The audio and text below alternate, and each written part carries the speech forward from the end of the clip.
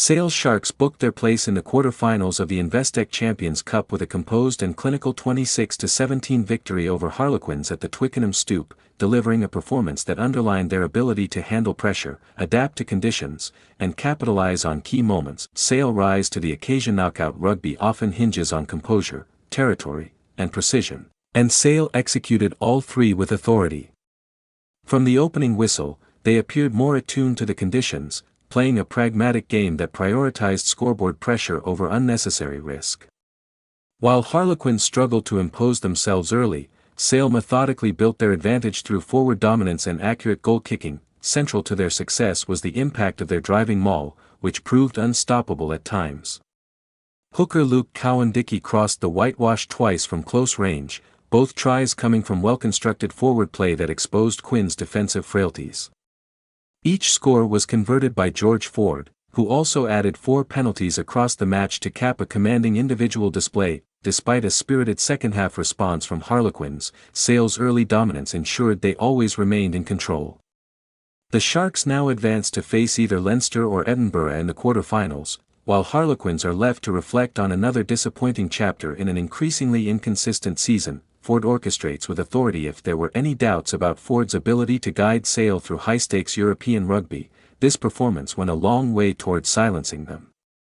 Apart from an early missed penalty that clipped the upright, the fly-half was exceptional in both his decision-making and execution. Ford's tactical awareness was evident throughout the contest. He consistently made the right calls, whether to kick for territory, take points, or shift the ball wide, and his calm demeanor helped settle Sale in key moments.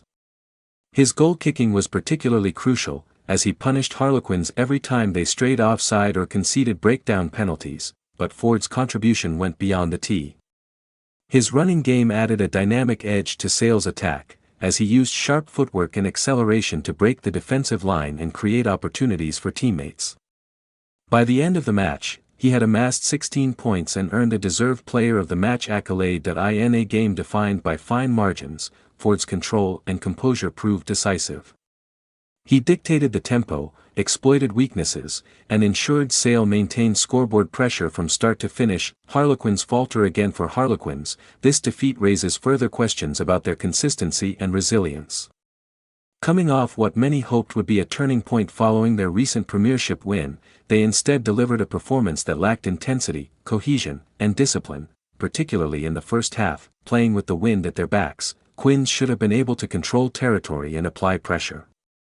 Instead, they managed just 29% possession before the break and repeatedly invited Sale into scoring positions through ill discipline. A high penalty count not only gifted Ford easy points but also saw them reduced to 14 men for a period, compounding their struggles. By halftime, they trailed 16-0, a deficit that felt entirely deserved given the imbalance in execution and control. While they improved significantly in the second half, showing greater urgency and attacking intent, the damage had already been done. Tries from Chandler Cunningham-South and Dombrandt, who crossed twice, added respectability to the scoreline, but they never truly threatened to overturn the result. Ultimately, this was another performance that highlighted Harlequins' inability to deliver consistently at the highest level, a concern that will weigh heavily as their season continues. Injury concerns cloud Sale's victory. While Sale celebrated progression to the quarter-finals, the win was not without its drawbacks.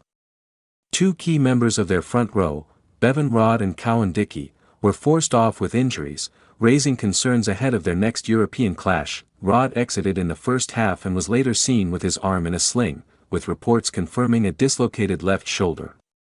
His absence would be a significant blow, given his importance in both the scrum and open play. Cowan-Dickie's situation is less clear, but the sight of him clutching his wrist as he left the field will worry both Sale supporters and England fans alike.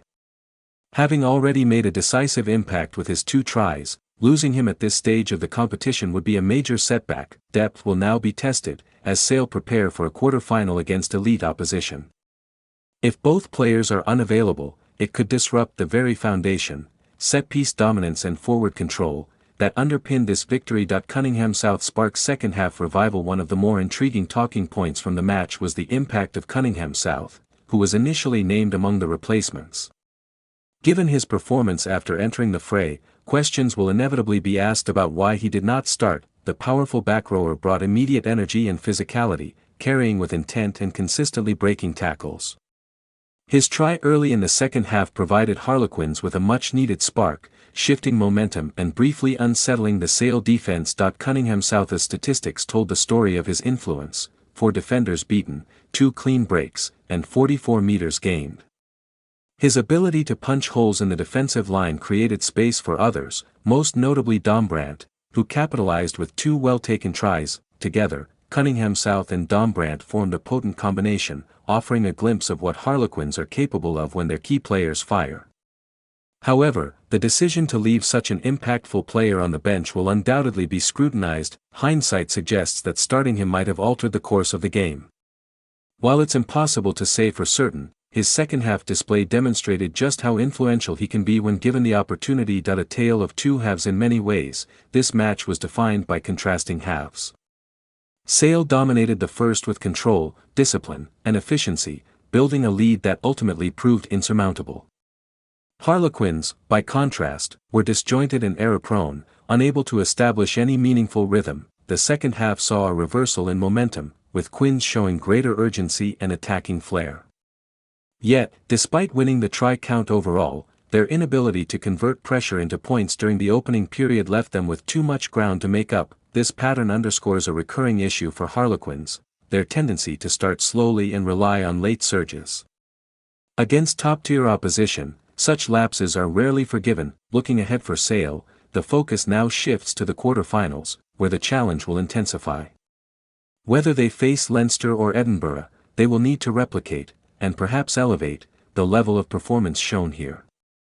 Much will depend on the fitness of key players and their ability to maintain the balance between pragmatism and attacking ambition. For Harlequins, this defeat marks another setback in a season that has yet to find consistent footing.